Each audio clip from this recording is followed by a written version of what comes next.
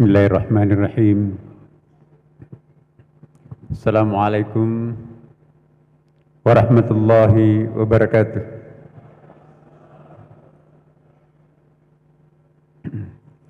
Alhamdulillah wa syukurillah wa salatu wassalamu ala Rasulillah Sayyidina wa Habibina wa Syafi'ina Maulana Muhammadin sallallahu alaihi wasallam.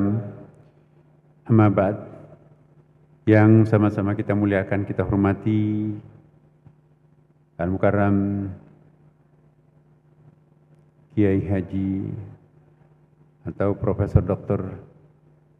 Kiai Haji Said Agil Munawar, guru kita bersama, yang tadi telah melantunkan suara emasnya yang rasanya nggak ada bedanya dengan 20 tahun yang lalu.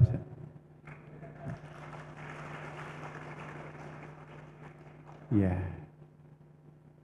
yang saya hormati Dirjen Bimas Islam, salah seorang kebanggaan alumni Pondok Pesantren Asadiyah, Profesor Dr. Kamaruddin Amin, beserta Ibu yang hadir di sini. Yang saya hormati Rektor UIN Alauddin Makassar, Profesor Dr. Hamdan Yuhadi. Yang saya hormati Profesor Dr. Kiai Haji Muhammad Darwis Huda, Direktur Program Pascasarjana Universitas PTIQ Jakarta. Yang saya hormati Profesor Dr. Hamzah Harun, Pengurus Wilayah Nahdlatul Ulama Sulawesi Selatan, beserta seluruh jajarannya yang hadir pada kesempatan ini. Yang saya hormati para senior kita, para orang tua kita, para donatur kita. Mohon maaf saya tidak sebutkan satu persatu. Ya. Ada banyak sekali yang datang dari berbagai provinsi di sini. Meskipun pelaksanaannya sangat singkat, tetapi bisa menghimpun alumni seperti ini, itu luar biasa. Ini satu pertanda bahwa Pondok Pesantren Asadiyah berada di dalam sebuah era yang baru. Bapak Ibu sekalian, pada hari ini kita juga mengenang sosok figur pendiri Asadiyah yang kita kenal, yaitu Ande Guruta Kiai Haji Muhammad Asad. Sebelum lebih lanjut, mari kita bacakan surah Al-Fatihah. Semoga Ummul Quran ini bertajassud atau bertajassum menjadi parsel bingkisan yang sangat menghibur almarhum al-maghfurah di alam barzahnya di sana. Saya sangat yakin bahwa al-maghfurlah tetap menyaksikan anak-anak cucunya di sini dan kita semuanya. Wala tahsabanna alladziina qutilu fi sabilillahi amwata bal ahya 'inda rabbihim yurzaqun. Janganlah mengira orang-orang yang membunuh egonya atau mengorbankan subjektivitasnya demi untuk kemaslahatan umat itu adalah wafat. Tetapi dia tetap hidup dan di sisi Allah selalu mendapatkan rezeki. Ayat ini menegaskan bahwa orang yang berjasa dalam agama Allah itu akan senantiasa hidup dan bahkan mendapatkan jaminan rezeki dari Allah Subhanahu wa taala. Ini juga mengingatkan kita bahwa rezeki itu bukan hanya untuk orang hidup di dunia ini, tapi rezeki juga diperlukan ketika kita nanti sudah wafat, berada di alam barzah. Betapa bahagianya Ande Guruta pada malam ini mendapatkan bingkisan dari anak-anak muridnya. Ala hadhihi niyyah. Al-Fatihah. A'udzu billahi minasyaitonir rajim. Bismillahirrahmanirrahim. Alhamdulillahirabbil alamin arrahmanir rahim maliki yaumiddin. Iyyaka na'budu wa iyyaka nasta'in ihdinas siratal mustaqim. Siratal ladzina an'amta 'alaihim ghairil maghdubi 'alaihim waladdallin. Amin. Selanjutnya juga kita doakan Anda Guruta yang lain pelanjut beliau, Kiai Haji Muhammad Yunus Martan, Kiai Haji Daud Sulaiman, Kiai Haji Abdul Malik, Kiai Haji Rahman Musa, Kiai Haji Muhammad Rafi Yunus, dan masih kita tetap doakan semoga sehat Al-Mukarram Anda Guruta Kiai Haji Muhammad Saginah. Ala hadhihi niyyah. Al-Fatihah. A'udzu billahi minasyaitonir rajim. Bismillahirrahmanirrahim. Alhamdulillahirabbil alamin arrahmanir rahim maliki yaumiddin. Iyyaka na'budu wa iyyaka nasta'in ihdinas siratal mustaqim. Siratal ladzina an'amta 'alaihim ghairil maghdubi 'alaihim waladdallin. Bapak Ibu sekalian, menjawab pertanyaan Pak Yusuf Kalla tadi, umurnya beliau masih sangat muda, tapi kok kenapa bisa melahirkan warisan intelektual institusi seperti ini? Ya, sejarah membuktikan bahwa kalau orang itu bekerja dengan niat yang tulus, kalau itu merupakan karya-karya teologis, pasti akan monumental, pasti akan abadi. Semua yang dibangun berdasarkan motivasi teologis, motivasi spiritual, maka itulah nanti yang akan menjadi keajaiban-keajaiban dunia. Kita lihat 7 keajaiban dunia. Semuanya itu sebetulnya adalah karya-karya spiritual. Ka'bah di Mekah. Ya, kita tahu apa fungsinya Ka'bah. Candi Borobudur di Indonesia, ada 1 di Indonesia. Itu karya-karya spiritual. Ya.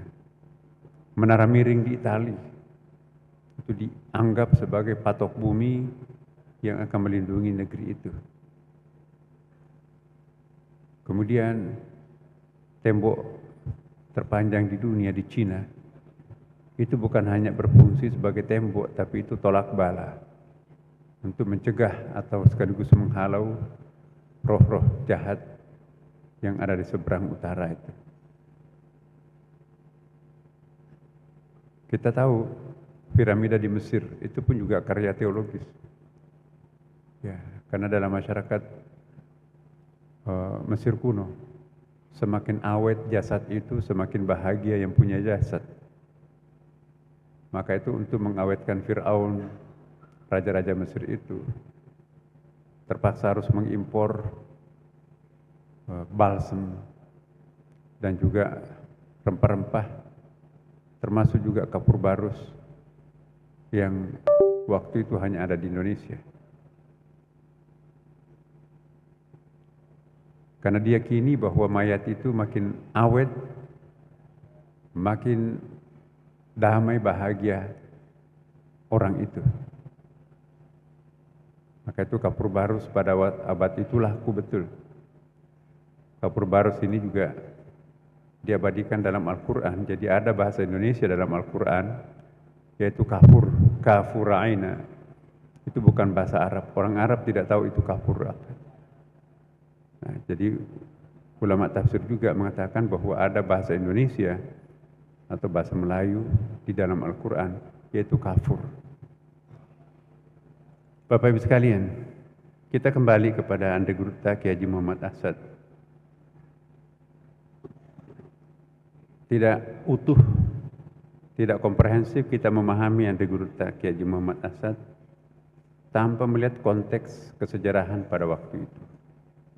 Andai Guruta Kiai Haji Muhammad Asad itu ternyata satu link dengan perkembangan internasional dunia Islam pada waktu itu yang digagas oleh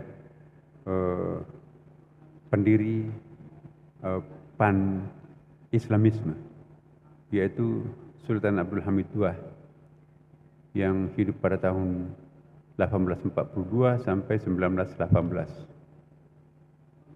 Menariknya bahwa orang-orang yang segenerasi dengan Andai Guruta, Kiai Haji Muhammad Asad itu adalah ternyata tokoh-tokoh dunia. Ya, misalnya Said Qutb atau Andai Guruta Kiai Haji Muhammad Asad itu lahir tahun Guruta lahir itu pada tahun 1907 di Mekah. 1907 itu segenerasi dengan Said Qutb yang lahir tanggal 9 Oktober 1906, selisih 1 tahun. Abul Ala Al-Maududi ya, 1903 lahirnya, 25 September. Hasan Al-Banna 14 Oktober 1906. Jadi ini segenerasi sebetulnya ini.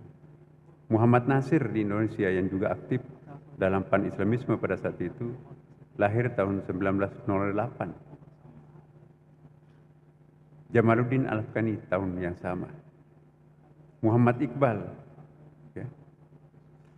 Muasara itu tahun 1877 sampai 1938. Yang kita kenal pan-Islamisme itu rentang waktunya itu 1918 sampai 1928. Ali Jinnah di India. Apa yang terjadi pada waktu itu? Kalau kita lihat sejarahnya Guruta, ada salah seorang gurunya yang aktivis pan-Islamisme. Dan salah satu spirit pan-Islamisme pada waktu itu, tidak mungkin kita bisa melawan penjajah Barat dengan cara-cara perang. Kita tidak punya senjata. Dunia Barat mempunyai kekuatan senjata superpower luar biasa. Nah, salah satu cara untuk mempertahankan umat Islam adalah dengan cara revolusi pendidikan. Gerakan pendidikan untuk mencerdaskan umat Islam supaya tidak jatuh dalam kejumudan, maka adalah dengan dunia pendidikan. Maka Mekah pada waktu itu ya, dijadikan sebagai sentral meeting, dan kita tahu bahwa pada saat Andai Guruta lahir itu ada peristiwa internasional yang terjadi, yaitu runtuhnya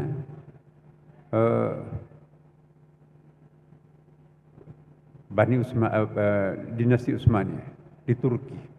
Kemudian juga pada saat yang sama, satu persatu dunia Islam itu dijajah. Ya, kita tahu seperti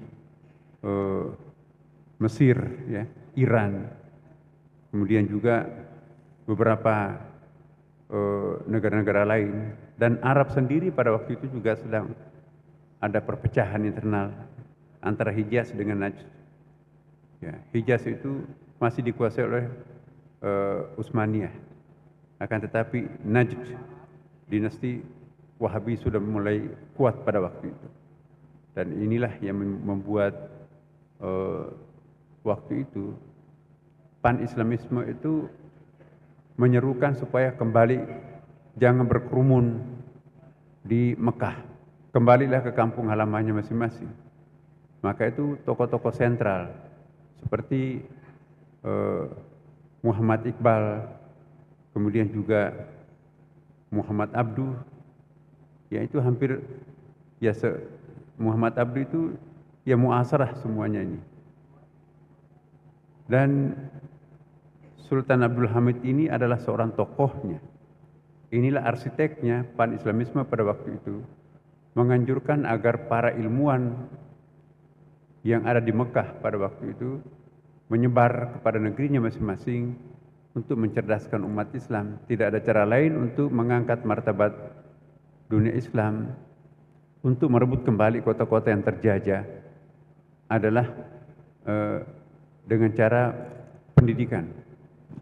Maka itu pulanglah semuanya Misalnya Kiai Haji Wahid Hashim ya di Jawa dan beberapa kiai yang lain. Kemudian juga di Jawa Timur paling banyak. Yang muasarah dengan Anda Gurta itu banyak sekali, dan pada saat itu tahun-tahun itu semuanya serentak pulang meninggalkan kota Mekah. Ulama-ulama besar yang dari India di Mekah pulang ke India, pulang ke Afghanistan, pulang ke Iran, dan pulang semuanya ke negeri-negerinya. Nah, salah seorang gurunya Anda Gurta adalah tokoh pan-Islamisme yang mengkader Gurta itu untuk punya semangat. Makanya itu Gurta rela meninggalkan seluruh keluarganya di Mekah karena mereka itu mengembangkan misi jihad. Indonesia perlu dibantu. Nah, makanya itu memang sangat wajar kalau Anda Gurta ini mendapatkan gelar pahlawan nasional kalau kita melihat link perjuangannya itu. Kejadian yang sama juga dalam situasi internasional pada waktu itu adalah Perang Dunia Pertama, kan Bapak. Betul-betul umat Islam itu dicopot satu persatu. Kalau Bapak Ibu melihat peta dunia Islam, itu terutama di Afrika, itu begitu hebatnya para penjajah mengkapling-kapling dunia Islam pada waktu itu menggunakan belbas, lurus-lurus tuh. Peta-peta di Timur Tengah itu pakai penggaris, ya, ini berapa kilometer, ini wilayah saya, ini wilayah Prancis, ini wilayah Inggris, ini wilayah Spanyol. Belanda terlempar di sini, Inggris paling banyak, termasuk Belanda. Nah, lihatlah peta-peta dunia Islam di Timur Tengah itu segi-segi empat gitu ya. Itu lambang kelemahan. Ya. Kenapa? Karena mereka dicaplok oleh dunia barat yang pada tahun-tahun pulangnya para pergerakan ini ke negerinya masing-masing. Nah, jadi Anda Gurta, saya menduga dia adalah bagian daripada link yang mempertahankan dunia Islam itu. Makanya itu kenapa Asadiyah sedemikian hebatnya, karena dimotivasi oleh satu motivasi spiritual yang amat sangat dalam. Tidak ada motivasi bisnisnya di situ. Kalau biasanya motivasi bisnis itu tidak tahan lama. Maka itu kita semua para pelanjut Pondok Pesantren Asadiyah ini jangan dimotivasi oleh kepentingan materi. Kalau Asadiyah itu ini langgeng. Ya. Jangan bertanya apa yang Asadiyah berikan kepada saya, tapi apa yang bisa saya berikan kepada Asadiyah. Ya. Jangan hitung berapa yang kita berikan kepada Asadiyah. Gurta Kiai Haji Sade, dia tidak menghitung pengorbanannya apa. Dia tinggalkan seluruh propertinya yang ada di Mekah. Dia pedagang kok. Dia banyak jamaahnya. Dan dia juga pinter. Bahkan menjadi imam di Masjid Haram. Kenapa posisi penting itu ditinggalkan dan kembali ke Indonesia memulai dari nol? Bahkan cinta sekali perjuangan pergerakan.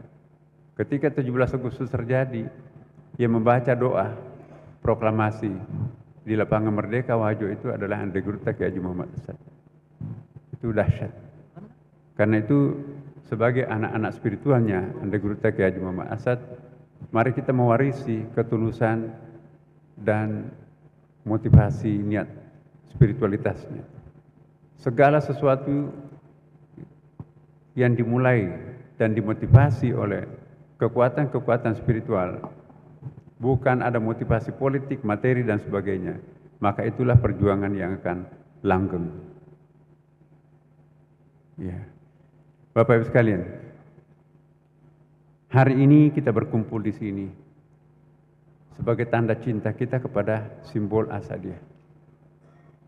Saya kira di sini banyak sekali teman-teman punya kegiatan penting, tapi tidak ada artinya itu semuanya, karena yang muncul di sini adalah panggilan hati nurani, yaitu goresan batin yang telah ditorehkan, ditancapkan oleh Anda Gurta Kiai Haji Muhammad Asad.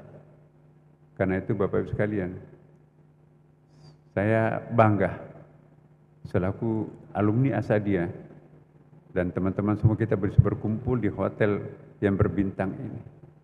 Kita nggak pernah bayangkan Negeri Gurta akan menyaksikan muridnya berkumpul sebanyak ini. Ini artinya ada sebuah kemajuan besar yang digapai oleh anak muridnya. Bapak Ibu sekalian, kita kembali ke Asadiyah. Seperti yang pernah kami sampaikan bahwa program pertama kita itu adalah membenahi Asadiyah Pusat. Alhamdulillah 1 tahun lebih ini kita berkonsentrasi untuk memperbaiki organisasi, ya, manajemen Asadiyah. Insya Allah Bapak Ibu sekalian, bisa kita lihat perbandingannya seperti apa manajemen yang kita lihat di Asadiyah. Ya. Saya tidak perlu menceritakan lebih banyak. Kita bisa saving sampai jumlah yang fantastik, ya, untuk membenahi, membangun bangunan-bangunan baru, itu melalui penghematan, dan itu karena melalui sistem administrasi yang sentralistik. Dan saya juga berterima kasih kepada teman-teman para pengurus pusat dan juga pimpinan di seluruh jajaran mau memahami pengurus pusat langkah-langkahnya.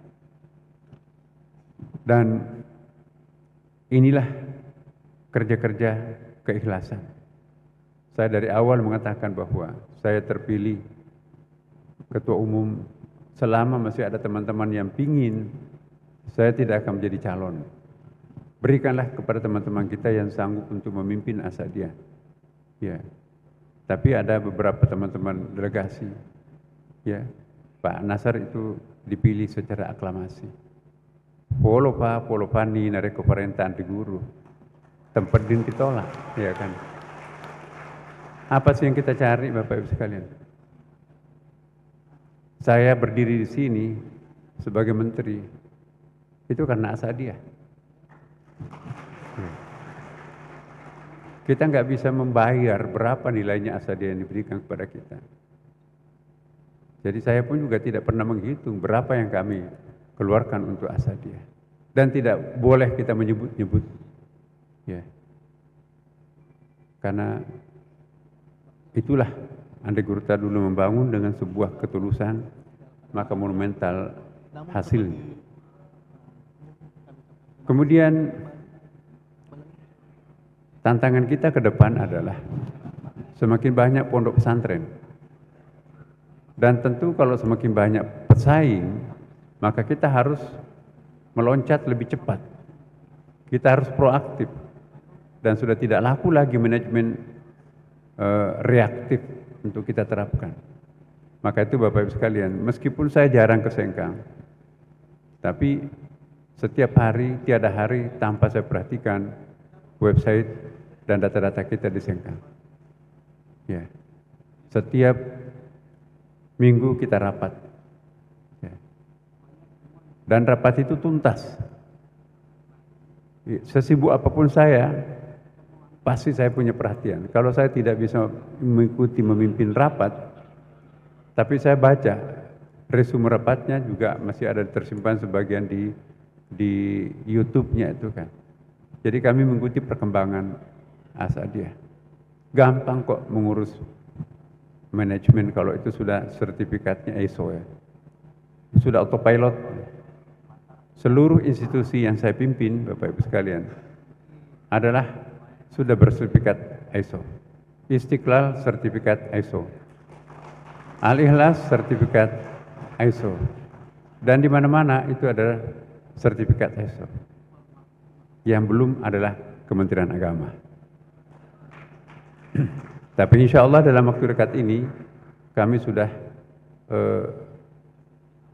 mengatur sedemikian rupa supaya dalam waktu dekat ini kita harus mengembangkan manajemen yang berstandar internasional. Karena enak, memang ada sekitar 40 lebih formulir itu yang harus diisi. Memang merepotkan, tetapi itu sangat nikmat. Bahkan nanti kami akan mencoba untuk menggunakan artificial intelligence. Itu lebih mudah lagi. Kami bekerja sama nanti dengan Kementerian Keuangan. Sudah ada sistem yang 6.0 sekarang ini, mengalahkan 5.0 yang kemarin. Ini yang kita akan kembangkan, bukan hanya untuk di Kementerian Agama, tapi juga untuk pesantren dan Istiqlal. Nah, kalau ini kita terapkan, sudah nggak mungkin bisa, peluang untuk bisa korupsi itu sudah sangat kecil kemungkinannya, karena semuanya serba terdeteksi. Nah, inilah enaknya teknologi sekarang ini bisa membantu kita untuk mencegah penyimpangan-penyimpangan, terutama masalah-masalah keuangan. Di Asadia, jujur kami masih melihat ada beberapa hal yang belum sepenuhnya kita benahi, termasuk masalah keuangan. Tapi kami harus pelan-pelan karena ya kita juga tidak mesti harus lari cepat, tapi teman-teman kita itu Asad itu seperti lokomotif yang gerbongnya panjang. Bukan saja panjang, tapi gemuk. Jadi sulit untuk meliut-liut ketikungan-ketikungan itu. Maka itu ke depan kita akan menambah volume kecepatan lokomotif itu dan mencoba untuk merampingkan lokomotif gerbong-gerbongnya itu supaya nanti itu bisa lari kencang. Kalau lokomotifnya lemah, lalu gerbongnya besar, jalanannya menikung, mendaki lagi, maka kita harus hati-hati. Tapi insya Allah saya optimis dengan tampilnya kader-kader baru, ya Asadia yang sangat ikhlas ini, maka kami mengobsesikan bahwa ya salah satu pondok pesantren yang terbaik nanti di Indonesia adalah pondok pesantren Asadia. Terakhir Bapak Ibu sekalian, pondok pesantren Asadia seperti yang disampaikan tadi Pak JK, jangan hanya belajar kitab kuning, tapi kita harus mengantisipasi perkembangan zaman yang akan datang. Kurikulum kita itu juga mungkin nanti kita benahi. Berkali-kali saya sampaikan kepada teman-teman betapa perlunya ada kurikulum baru untuk Asadia. Maksudnya kurikulum baru itu bukan untuk menyingkirkan kurikulum yang selama ini ditancapkan oleh para andeguruta. Tetap itu pengajian-pengajian kitab kuning tidak bisa ditawar-tawar. Tetapi mengartikulasikan kitab kuning itu ke dalam bahasa modern, dalam perspektif yang lebih bagus. Maka itulah yang kita harapkan. Ya. Bagaimana mengajarkan fikih muamalah? Kalau fikih muamalah diajarkan dengan apa adanya dalam kitab kuning kita, alumni kita itu, ya kita akan mencetak penganggur. Alumni Fakultas Syariah jurusan fikih muamalah tidak bisa masuk di perbankan syariah, tidak bisa bekerja di sektor formal. Kenapa? Karena vocabnya fikih muamalah lain sekali dengan vocabnya ekonomi syariah dan perbankan syariah. Maka lahirlah jurusan perbankan syariah atau ekonomi syariah. Sebetulnya itu juga fikih muamalah. Ya, maqasid syariahnya juga sama.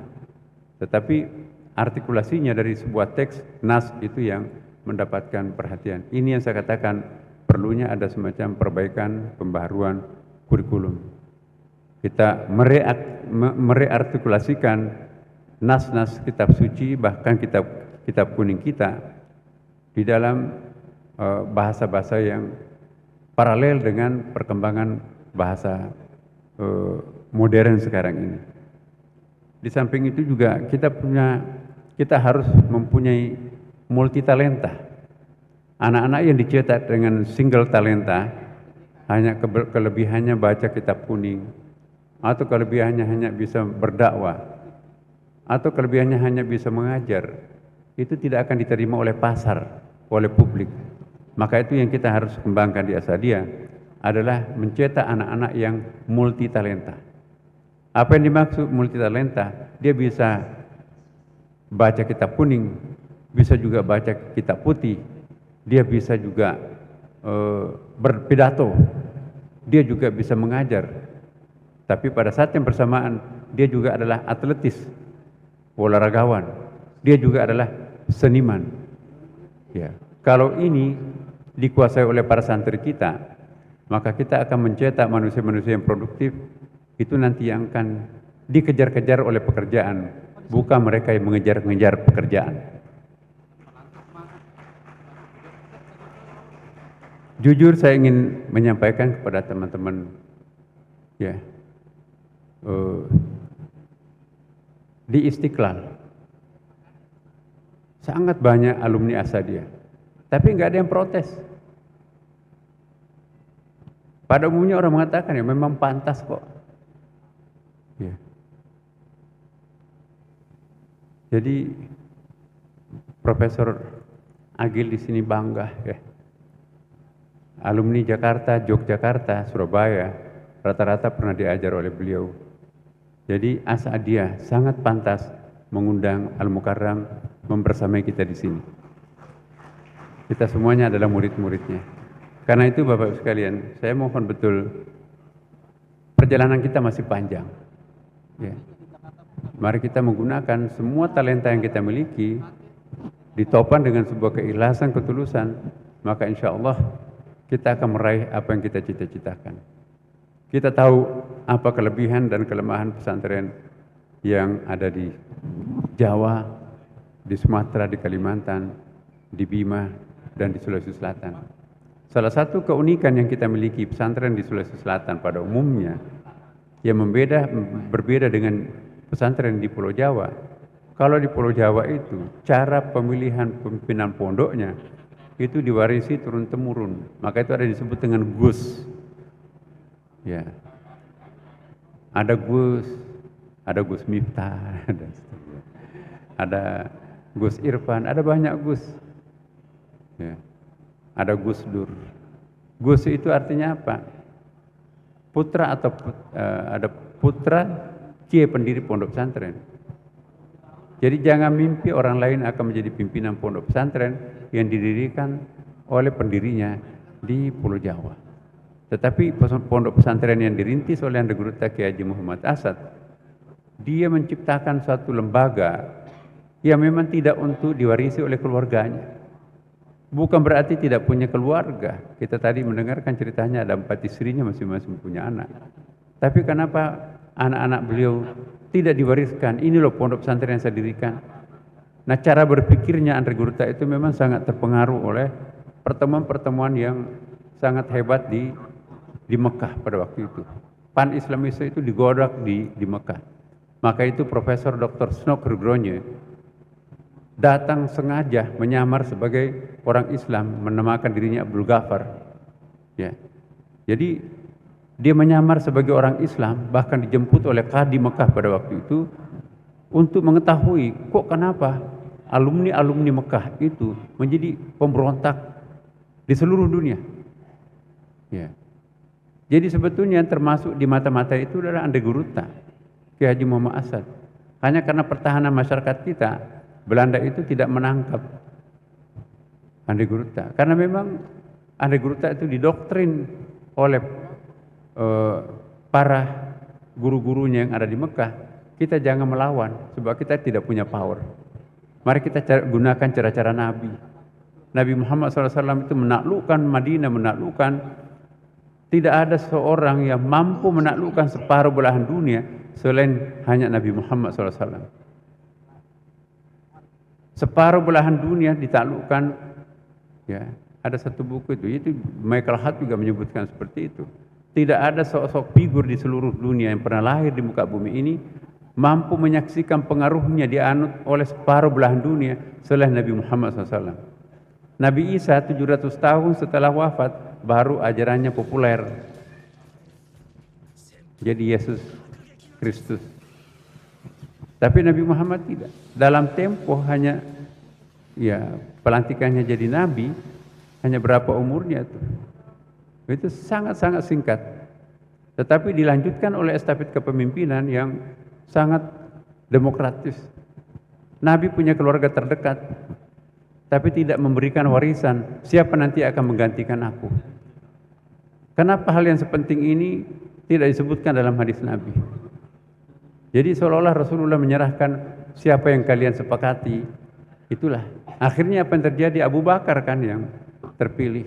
Abu Bakar pun juga tidak mewariskan kepada anaknya untuk menggantikan dirinya, tapi digantikan oleh Umar.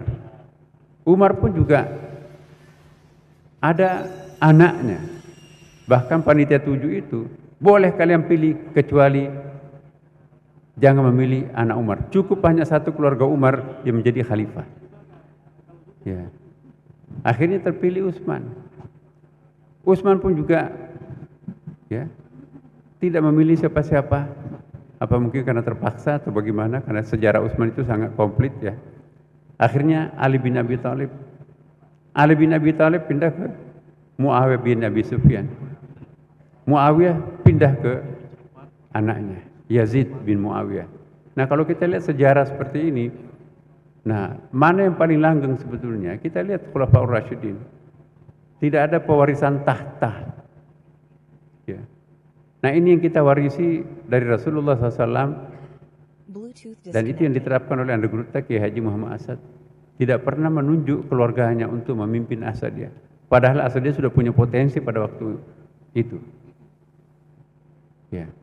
Dan dilanjutkan juga oleh para pelanjutnya.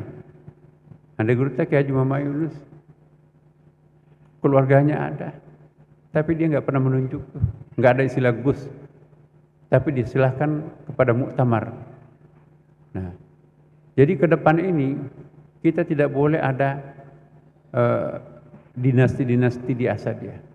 Dinasti itu adalah siapa yang memiliki kemampuan. Ya, itulah KKN-nya. KKN kita itu adalah siapa yang punya kemampuan, silahkan memimpin Asadiyah. Ya. Dan kita juga harus mengkader orang, Bapak Ibu sekalian. Tidak boleh hanya segelintir orang yang ahli memimpin, tapi kita harus mengkader dari pimpinan sanawiyah, aliyah. Jangan ada monopoli. Maka itu saya tidak ada kepemimpinan ganda di Asadiyah. Beri kesempatan kepada teman-teman kita yang lain. Jangan memandang entah itu belum waktunya, masih lemah. Bagaimana bisa kuat kalau kita tidak beri kepercayaan? Prinsipnya semua orang bisa, dan buktinya bisa. Karena itu saya mohon kepada seluruh pimpinan pengurus pusat Asadiyah, mari kita legowo untuk beri kesempatan kepada teman-teman kita yang lebih memenuhi syarat.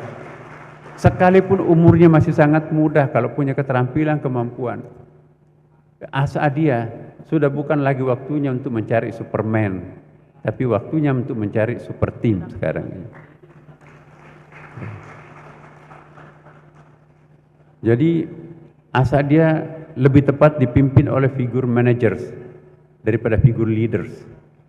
Oke, aspek leadershipnya penting, tapi yang harus dominan, yang kita dominasikan di Asadiyah adalah siapa yang akan lebih tampil sebagai managers. Dunia Islam sekarang ini lemah karena terlalu banyak dikuasai oleh figur-figur leaders yang tidak memiliki kemampuan manajerial. Apa bedanya leader dengan managers? Leaders itu punya darah biru, memang warisan ya pemerintahannya itu. Kemudian lebih senior, mungkin followernya banyak, uangnya banyak, ya. Kemudian juga ketokohannya, wibawanya sangat kuat. Tapi biasanya orang seperti ini dikasih pekerjaan detail, dia nggak bisa menyelesaikan persoalan. Tapi kalau figur managers, dia bukan darah biru, umurnya masih muda, tidak tampan, tidak cakep, tidak cantik, tidak populer, ya, tidak banyak uangnya, bahkan followernya pun juga kurang. Tapi kasih 100 item pekerjaan, kasih laptop, kasih jaringan, dia akan menyelesaikan dengan margin errornya 4%. Nah, ini yang kita butuhkan. Pekerja di belakang layar, arsitek untuk mengatur semua. Dan sekarang ada teknologi yang sangat canggih. Tidak mesti kita harus hadir di tengah-tengah komunitas kita sebagai pemimpin untuk menjadi pemimpin yang sukses. Kita tetap bisa berada di ujung dunia manapun, tapi melalui teknologi sekarang ini, kita bisa mendirect, kita bisa memimpin lembaga yang kita pimpin dengan bagus. Apa artinya kita berdekatan dengan lembaga yang kita pimpin, tapi tidak pernah rapat, tapi tidak pernah melakukan koordinasi dan tidak mau tahu apa problemnya. Ya. Tapi insya Allah manajemen yang kita kembangkan sekarang ini adalah pola manajemen ISO, artinya jaringan-jaringan seluruh sisi-sisinya itu terintegrasi. Kami juga banyak kelemahan, banyak sekali kelemahan, tetapi kelemahan itu bisa ditutupi oleh adanya ketulusan teman-teman mau bekerja sama satu sama lain. Inilah yang kita harapkan, dan terima kasih sekali lagi Bapak Ibu sekalian atas kehadirannya di Jakarta, meninggalkan seluruh pekerjaan dan urusannya. Itu sebagai tanda bukti bahwa kita mencintai Asadiyah. Spirit seperti ini insya Allah kita akan gerakkan Asadiyah menjadi lembaga yang sangat dinanti-nantikan masyarakat masa depan. Mudah-mudahan Allah memberkati kita semuanya. Bapak Ibu sekalian, sekali lagi mohon maaf kalau kami punya kelemahan, kekurangan dalam memimpin Asadiyah. Target kami berikutnya Bapak Ibu sekalian ialah bagaimana membina cabang-cabang. Kami menganggap bahwa sudah selesai tugas kami memimpin, memberdayakan pusat. Pusat sekarang administrasinya, manajemen sudah bagus. Niat kami memang akan beralih untuk membenahi cabang-cabang di seluruh tanah air. Mungkin karena niat yang diperoleh dari Asadiyah yang tulus seperti ini, saya diminta untuk menjadi Menteri Agama. Jadi kami lebih gampang memotret dari atas perkembangan Asadiyah, tentu juga pondok-pondok pesantren yang lain. Dan surat pertama yang saya tanda tangani sebagai menteri ialah mengusulkan segera agar direktur pondok pesantren itu menjadi dirjen pondok pesantren yang sekarang ini dipimpin oleh alumni pondok pesantren, Dr. Basnan. Ya. Jadi kalau ada dirjen pondok pesantren nanti, siapa ya yang akan memimpin pondok itu? Ya. Nah inilah Bapak Ibu sekalian, kita juga bangga ya, ada Pak Kamarudin, yang sekarang dirjen, udah keliling jadi dirjen tuh, dirjen pendidikan Islam, dan sekarang dirjen Bimas Islam. Jadi pengalaman lapangannya sangat kuat. Jadi mau kemana lagi kalau bukan dengan sekjen? Iya. Karena sudah tidak ada lagi tempatnya di tempat yang lain. Enggak mungkin balik ke tempat semulanya kan. Nah, Bapak Ibu sekalian, inilah yang kita akan kembangkan ke depan. Saya mohon betul, mari dukung kami dengan doa, dan sebaliknya kami pun juga akan memberikan energi untuk membantu kawan-kawan di cabang-cabang yang akan datang. Demikian, wabillahi taufiq wa sa'adah, wallahu muwaffiq ila aqwamit thariq. Wassalamualaikum warahmatullahi wabarakatuh.